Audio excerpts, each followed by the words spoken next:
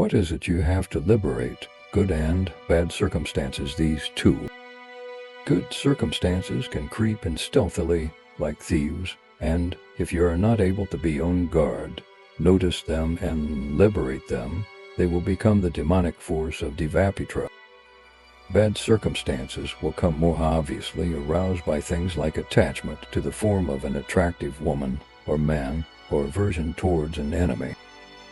If you are not able to liberate them, then when you meet the actual circumstances themselves, your true failing as a Dharma practitioner will be exposed.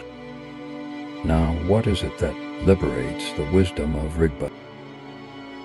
What is it you liberate? Arising thoughts, good and bad.